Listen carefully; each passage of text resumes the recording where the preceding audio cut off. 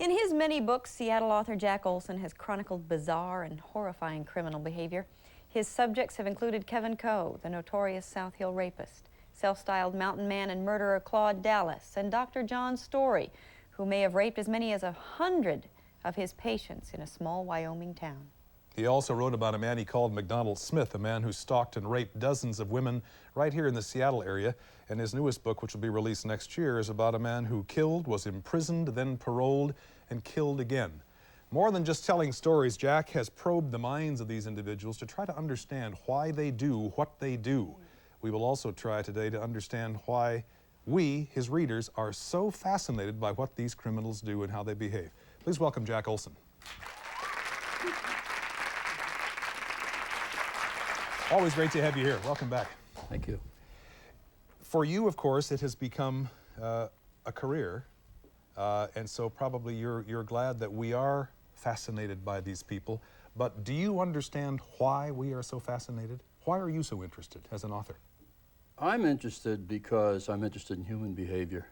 And I walked into a prison on a college field trip when I was 19 years old, and saw that everybody in there looked just like me. And it was an epiphany for me. I thought they would have fangs, you know, and they would look weird and bizarre, and they looked just like me.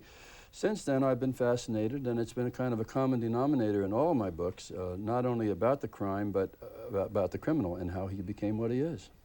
Let's talk for just a second about your latest subject, and that's Arthur Shawcross, Rochester, New York, serial killer. Tell us a little bit about him. Who is he? Well, he turns out to be the most complex of all. He is, well, to sketch him what he did, he killed 2 children, sex crimes, sex killings, beat the rap in a sense because he was only sentenced for manslaughter, served only 15 years, should have served life, got out, and then killed 11 women, and then was caught. What's fascinating to me about Arthur Shawcross, he's almost the culmination of all my work, and I worked on him for 26 months to try to figure these things out. He's not just a sociopath. They're almost all sociopathic, but it turns out that he's much more than that. I mean, what Arthur Shawcross has taught me is don't jump to the glib conclusion. There was a psychiatrist who was paid $96,000 by the state of New York to testify at Shawcross's trial that Shawcross was a sociopath. You and I could have determined that in 3 minutes and collected the money. After he got off the witness stand, others continued to investigate Arthur Shawcross, and they found out not only was he a sociopath, he had brain damage, he had neurological damage, he had genetic deficits, he had biochemical deficits. One doctor described him as a berry of emotions. So it taught me, you know, don't jump to the simplest thing right away. Look a little deeper. How much can you learn about these people, Jack, by talking with them directly, or will they respond with directness and honesty to your questions? You don't learn very much by talking to them directly.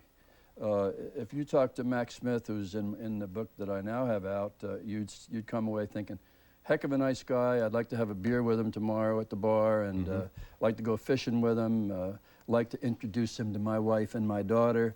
Wonderful guy, raped 55 women, and did some other equally horrendous things.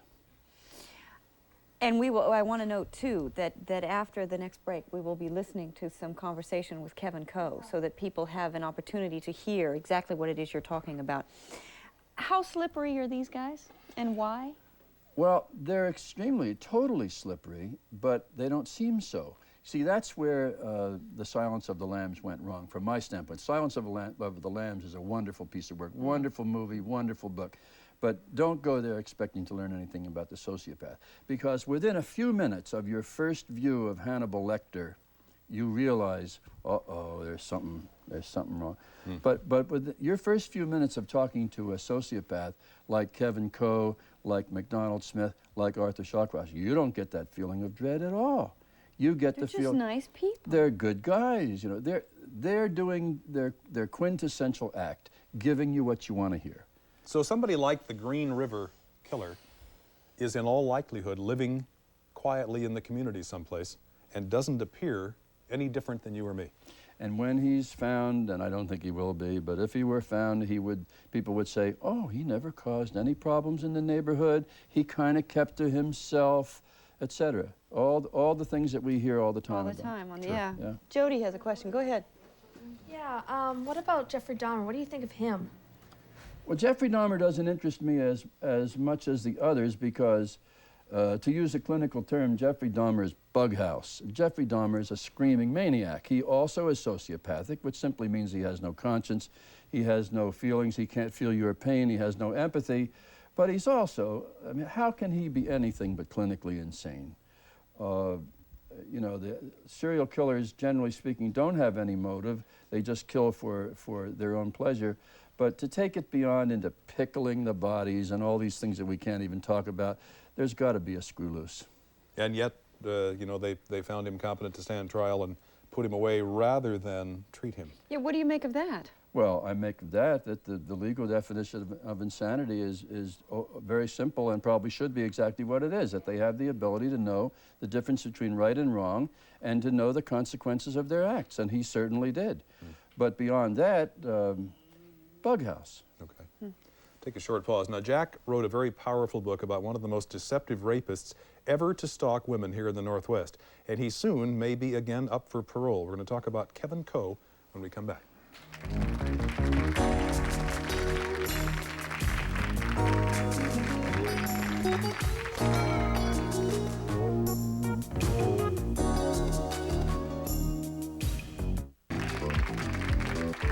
Welcome back. We're talking with author Jack Olsen about the minds of psychopaths and why they fascinate us and how people become, if you will, psychopaths. And Kingsley has a question. Go ahead.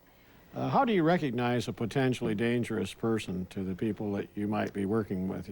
That's an excellent question. Yeah, how do we ever? Yeah, unfortunately, it takes a textbook to answer it. They're not, as I said, they're not sinister, they're not scary. You'll realize after a while that they're telling you what they think you want to hear. They're manipulating you. They're very trivial people. They speak in trivialities. They never get deep into anything. They're entirely concerned with appearances. Kevin Coe, for example, used to wash his car and wax his car every week, but every once in a while the engine would seize up because he didn't put oil in. The engine doesn't show. Things like that. They have no regard at all for the law. They're not socialized. So you'll notice that they speed. They go through stop signs. It's, those stop signs are for you and me, not for them, because they're above and beyond the law. Just a general narcissistic person who might, however, appear to be Father Flanagan. Because they're subtle things, and you can miss them very easily, can't you? Yeah, and also because they find out early in life that there's nothing in there. They realize it early in life. They tend to impress an outer order on that. They're neat freaks frequently. Kevin Coe was a neat freak. That's their way of controlling the chaos that they feel inside. But since they know that there's nothing inside, they learn very early to project whatever you want, whatever will get them what they want. They have no interest in helping you. They're only interested in helping themselves, but they do the con job to get what they want. So I'm hearing you say they are perfectly sane. Oh, yeah. Rational yeah. people. Sociopaths are sane, rational people. Sociopaths are created behaviorally. They're not created by screwy brain patterns or neurological damage. And let me emphasize, Dana, I'm quoting the experts. I'm not a psychiatrist, but all the experts agree this is something that happens to a child maybe as young as a year old. Take us back to Coe for a minute, because by this time a lot of people around here may have simply forgotten what he did and how much he did. Detail his crimes just briefly for us. Well, what he did was every sex crime in the book, starting as a young man, he had a police record. A lot of people forget that, but before he ever got into this trouble, he had a police record for various things, peeping in ladies' rooms and so forth. But what he did that brought him to the attention of the police was to conduct a 2-year wave of rape on the South Hill of Spokane that brought the town to its knees. I mean, he raped 35 or 40 women. And when he was caught finally and prosecuted and convicted finally, his mother tried to get the judge and the prosecutor killed. thus displaying a couple of things. I mean, when you understand why Ruth Coe would try to get the judge and the prosecutor killed because they prosecuted her son, you can also understand how she helped to raise a sociopath. Sure. The same mentality. My son, right or wrong. Let's listen then. Let's take a look at exactly what we've been talking about all this time, which is how, seemingly on the surface, how normal someone can appear. This was an interview that was done by Como News 4's Keith Eldridge a while ago while Kevin Coe was in prison. And listen to Kevin's answer to being a psychopath. Do you know what the definition of psychopath is? What's yours? Well, psychopath basically is someone who can get something over on people very easily. They're very congenial, they're very... Maybe we're talking about Cal Worthington then. Huh? I mean, any salesman then would be a psychopath. I know what the definition is supposed to be. You know, it doesn't fit me at all. The first thing, right off the bat, he answered Keith's question with another question. Keith said, what's your definition of a psychopath? He said, what's yours? Typical. Is there something to that? That's the way they operate. But you just looked at a textbook, a walking textbook of sociopathic behavior. That man has every single characteristic, including one of the most important, which is that they never admit they're wrong. It's never their fault. It's the whole world's fault. Now, when Coe went to trial, there were 7 or 8 women who identified him as their rapist. While I was researching my book, and after my book came out, there were something like 60 or 80 different people who came forward to say, yes, that's the man. So he's totally, thoroughly guilty, no question about it.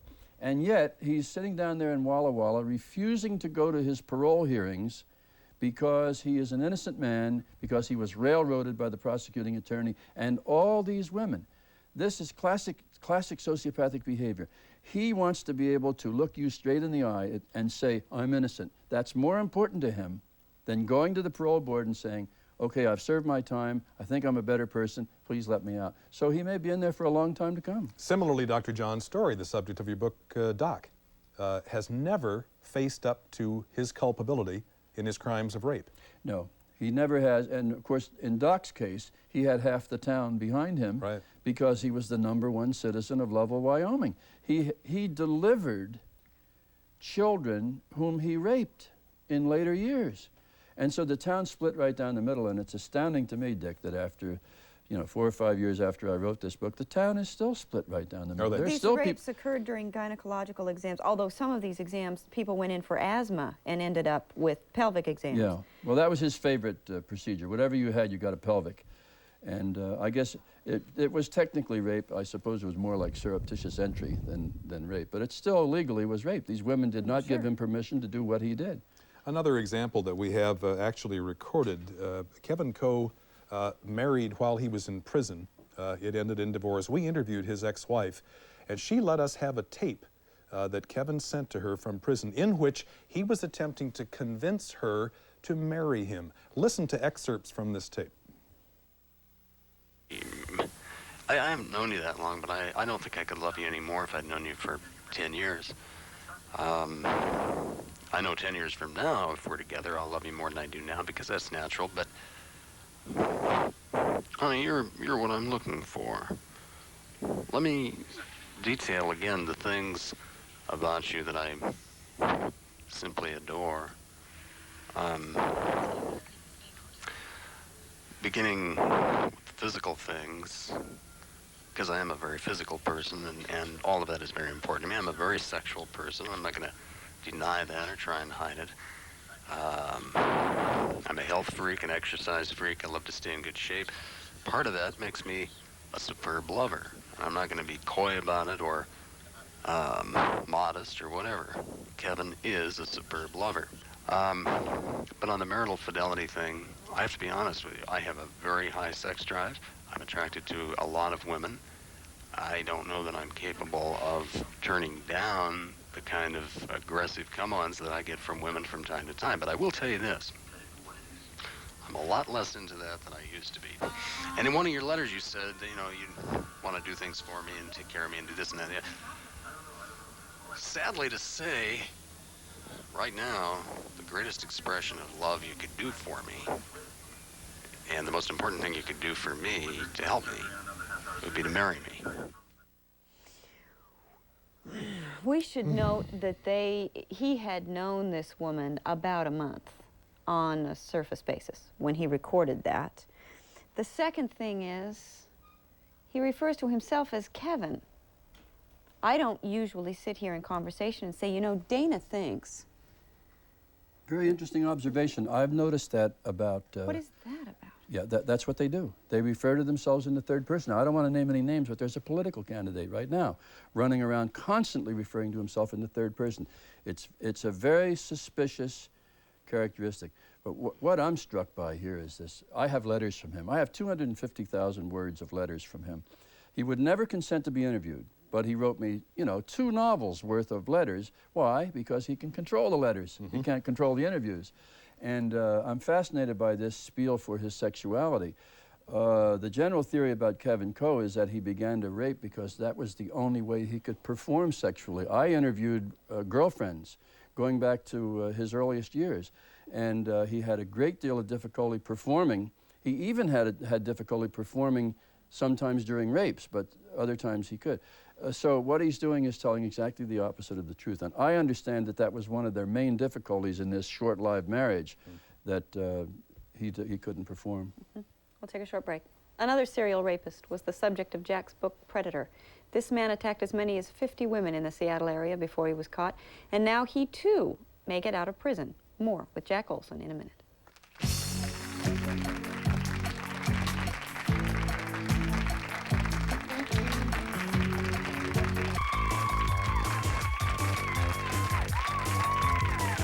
Jack Olsen is with us. Jack, we remember the man you call McDonald Smith because he was the man who actually committed the crimes for which Steve Titus was falsely accused. Was it really 55 victims? By his own account. Is that right? Yeah. Now, this is the only time that you'll really get the truth out of a sociopath, when there's something in it for him. And he had a choice of going straight into the penitentiary system and staying there for 20 or 30 years, or getting into the sexual predator program at Western State Hospital. He agreed to be interviewed by you. Yeah. But he had, before Western State would take him, they said, you've got to tell us the truth, and if you lie to us, we'll put you on a lie detector. If you lie to us, you go into Walla Walla. So there's something in it for him to tell the truth, and he came up with 55 rapes. Are you telling me these guys keep count? Well, he told me that he had to go back and associate some with when he had the blue Corvair, and some when he was living in L.A., and he worked on it for 3 or 4 days. But he didn't want the lie detector to catch him telling a lie, because he wanted to get in this program and run his scam on the program, which he did for 3 years. When you interviewed him, you've mentioned off the top of the show here that you thought he was really a nice guy, and that compared to Kevin Coe, there is no comparison, that McDonald Smith could pass any of society's tests. We would like him. We would incorporate him into everyday life in a minute. Yeah, you would. How long did that last in the interview? Well, it lasted right to the end of the interview. He projected this nice guy to me. I had very enjoyable conversations, except that they made me feel a little squirrely when he was talking about some of the things that he did. But you have to understand... What do you mean, feel squirrely? Well, because he's describing rapes and women that he knocked down and so forth and so on. And describing them, I assume, with no remorse or... With false remorse. Oh, false remorse. With false remorse. Okay. His story now, of course, is that he's completely healed, he's completely better. He feels so regretful. But he was using me to write a book that he thought would help him with the parole board. And after we had 2 or 3 long tape-recorded interviews, he began to get the message that I was not going to be his PR man, that I was going to write the truth, because I was checking on some of the things he was telling me, and they weren't checking out. He was telling me about this tragic scene when he had his arm around his little boy's shoulders and they watched their house burn down with all their possessions. Well, as soon as he told me that, I checked it out. It turned out he burned the house down, took out all the possessions, and did it for the insurance. When I would come back and say, now, wait a minute, Mac, wait a minute, he began to catch on that I wasn't going to tell his story the way he wanted it told, so boom, he cut me off just like that. He wouldn't answer the phone calls, he wouldn't answer my letters, and that was that. But by that time, he had opened the door wide, and I was able to research his whole life. We'll take a phone call. Go ahead, you're on the air. Does a sociopath like Kevin Coe know right from wrong? Does he know the difference? Good question. Yeah, sure they do. They know right from wrong. This is a very subtle point, but they don't feel it. They don't feel it. You think for a second about why you don't commit murder. You don't commit murder because you could get caught, because you could go to the penitentiary, because all kinds of things could happen, but mainly you don't commit murder because you can't even stand the thought. It's abhorrent, it's horrifying to you to do this to another human being. That's the ingredient that is missing in a sociopath. He has the first things. He has the fear of being caught, the fear of being incarcerated. He does not have any feeling at all about the damage. He knows it's wrong, but he doesn't feel it. Whether it's murder, rape, or kidnapping, or whatever it might be. Or stomping on top of people on the way to a business success. Mm-hmm. You know, they are all around us. They're not all killers, and they're not all rapists. Jack also believes that psychopaths, and he mentioned this a few moments ago, may actually be created by family circumstances and environment. We're going to hear how he thinks this man he calls McDonald Smith was created right after this break.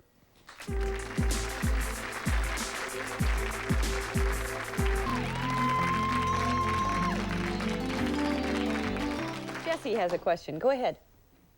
Did the crimes that they committed as adults have any effect, like, because of their childhood? That's excellent. Mm-hmm. Let's take Mac Smith from the book Predator, whom you talked to. What were some of the ingredients from his childhood that made him up? If you set about trying to create a sociopath, you would do exactly what was done to Mac Smith. A violent family, a family where the allegiances changed every couple of weeks. His father would leave, his father would come back, his mother would pull him away from his father would pull him away from his mother. A big brother who was constantly battered by the father, which taught Mac very early in the game that he could fob off his responsibilities on his brother. Mac was not beaten. And the most extraordinary set of confusing signals that any parents ever sent to a child. Mac started to find his way out through sport, which happens sometimes. It's something to grab onto. His mother pulled him off the baseball field where he was a star in the Little League and announced that she had found a Holy Roller church where he was going to go 5 times a week, no more baseball. So he makes an adjustment, and he becomes one of the best members. He brings in more new members than anybody, wins a bike. So he's now gone in this direction. Now his mother takes him to a porny movie, right smack in the middle of this conversion to religion, and so forth and so on. An uncle taught him how to shoplift. His father married another woman who they all believe was a witch. You and I don't believe in witches, but these people took it very seriously. The witch seduced Mac when Mac was a young man. It's just went on and on and on. How does that lead to killing? Well, it doesn't lead to killing. It leads to a lack of bonding with the human race. The psychiatrists say, if you don't bond with your parents, with your relatives, with your siblings, you don't bond with the human race. Then everybody out there becomes an object. Nobody is a part of your world. They're all just something that you can get something for you out of. And then you just go in any direction you want to go. And if, in the case of Mac, he was very precocious sexually, so he just carried that on and on and on. He had no feelings of remorse. If he raped a woman, it was like, so what? She's an object. Mm-hmm. And it went on. Jean in the audience has a question. Go ahead. Are there any treatments for these kind of people? Yeah, good question. The experts say no. When they get a sociopath, a genuine sociopath, into a sex treatment program, and they find out that he's a sociopath, they throw him right out because there's no treatment for Kevin Coe. Kevin Coe is not ever going to take responsibility for what he did. Will he be paroled? Well, he's going to have to be paroled eventually. Yeah. He doesn't have a life sentence. Should we lock these people up forever? Is that what I'm hearing you say? I have a special theory of my own about sex criminals. The sex criminal gives you a life sentence. The robber, the thief, the swindler, okay, you don't like what they do to you, but you get over it. But the sex criminal, the rapist, the child molester, etc., they give you a life sentence. You're affected and troubled by what happens to you for life. And I think that the sex criminal should get an indeterminate sentence. If you haven't read a Jack Olsen book, you've missed a treat. There's one that's called Predator we think you'll like especially well. Thanks for being back with us. Thank you. Nice to have you here. We'll be back and tell you about tomorrow's Northwest Afternoon, Monday's Northwest Afternoon. Just a moment. Jack Olsen's latest book, Predator: Rape, Madness, and Injustice in Seattle, is now available in paperback at local bookstores.